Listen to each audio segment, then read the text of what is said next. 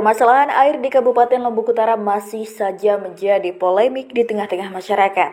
Berawal dari dampak gempa 2018 lalu, hingga kini sistem perairan masih saja tersendat, terutama di Kecamatan Bayan. Selama 2 tahun terakhir, beberapa warga Kecamatan Bayan ramai mengeluhkan pelayanan PDAM baik di sosial media maupun mendatangi kantor setempat secara langsung. Para pelanggan yang terdampak merasa tidak adanya keterbukaan dari PDAM ke masyarakat tentang permasalahan air dan tentu menjadi pertanyaan bagaimana progres recovery PDAM selama 2 tahun terakhir yang sampai saat ini belum teratasi. Anwar selaku masyarakat Dusun Nasi Lendang, Desa Anyar, Kecamatan Bayan mengaku kecewa dengan pelayanan yang diberikan oleh PDAM. Ia bahkan mengakui pernah melabrak kantor cabang setempat, namun hingga kini aspirasinya belum ditanggapi. Ia bahkan memberi peringatan jika aspirasi masyarakat tidak ditanggapi, ia akan mengerahkan massa seperti kasus beberapa tahun silam.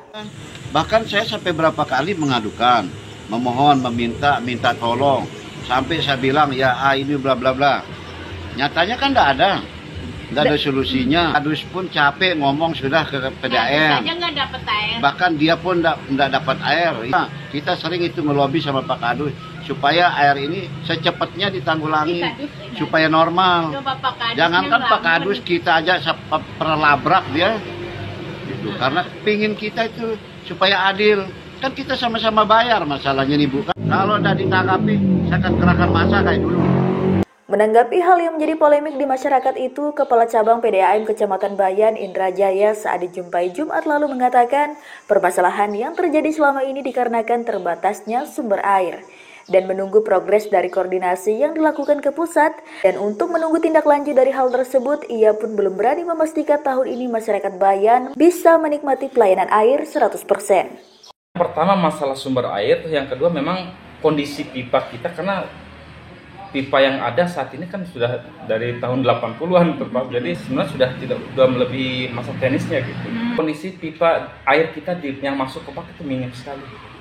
Jadi untuk menjamin 100% kita belum bisa menjamin. Tidak seperti kembali normal pada saat belum. Untuk tahun ini belum 100% bisa menikmati seperti dulu.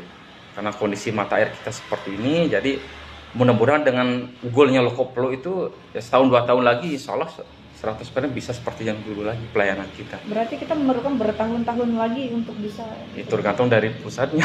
Menyinggung progres perbaikan yang terkesan ditutup-tutupi, ia mengakui pihak PDAM sudah melakukan koordinasi dengan Pemdes maupun kepala dusun yang paling terdampak di Desa Anyar untuk disampaikan ke masyarakat. Ke desa-desa sudah kita bersyarat awalnya. Gimana kelanjutannya? Itu memang kayaknya situ sudah berjalan, cuma sekali kita bersurat ke desa-desa, belum bisa dipastikan kalau itu benar berjalan adanya gitu. Betul, mungkin ya kita kan cuman kasih informasinya ke desa aja dulu kemarin awal-awalnya ada masalah seperti itu kapan? Kalau masalah 5 bulan yang lalu. 5 bulan yang lalu. Untuk dilanjutnya sebelum. Belum. Cuman kenapa bisa belum Pak? Sedangkan masalah air ini sangat urgent sekali gitu. Soalnya kan dari desa bisa informasikan ke warga sebenarnya itu yang kita harapkan. Gimana desa bisa memberikan informasi ke masyarakat sedangkan koordinasi saja terakhir 5 bulan yang lalu Pak? Nah makanya kita bilang mungkin keteguran dari kami, kita tindak lanjut. Jadi kami kemarin itu sebenarnya begitu ada surat dari kita bersurat ke desa bisa diinformasikan ke kadus, bisa ada yang datang. Di tempat yang berbeda, sejumlah kadus di dusun yang terdampak di Desa Anyar mengakui tidak adanya koordinasi intens PDAM dengan masyarakat. Asri Kadus Gereneng mengakui hanya bisa memberikan keluhan ke petugas namun tidak ada tindak lanjut, melainkan hanya diberikan surat himbauan, pun itu hanya sekali pada beberapa bulan lalu tanpa memperoleh solusi. Ada kerjasama tatap muka, tidak ada tatap muka. Itu ya mereka itu ngasih informasi ketika kita bertanya dan solusinya ya besok cuma itu aja jawaban yang kami terima gitu. Sementara kita tahu sendiri kan dampak kekosongan air ini 2 tahun yang lalu sekedar bahasa saja yang diberikan ke kami gitu. Sementara sosialisasinya ke masyarakat itu yang kita butuhkan. dilakukan gitu kan. Kekecewaan yang sama juga disampaikan Kadis Dasar Lendang Munawarni terkait koordinasi PDAM yang mengeluhkan penjadwalan pemadaman air diakuinya tidak ada bentuk konfirmasi atau pemberitahuan secara tertulis. Karena tak terstruktur, ia sampai pernah mengingatkan petugas saat pelayanan air ke dusunnya yang terjadwal larut malam untuk mengantisipasi petugas tidak ketiduran. Untuk itu ia berharap dalam proses masa perbaikan, PDAM mempertimbangkan dan memberikan pelayanan air saat pagi hari. Air dari jam 10 sampai pagi, bahkan sampai pagi tidak ada yang kami tunggu, hanya suara angin itu pun saya diberikan jadwal. Artinya jadwal tidak tertulis secara lisan.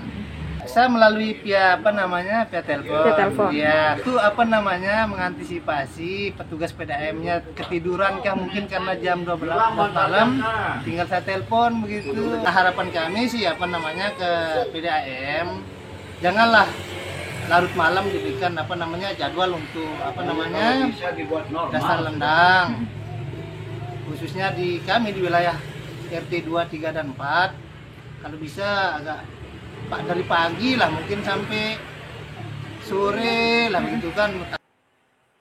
Dari Lombok Utara, Eni Oktaviani, Samalas TV mengabarkan.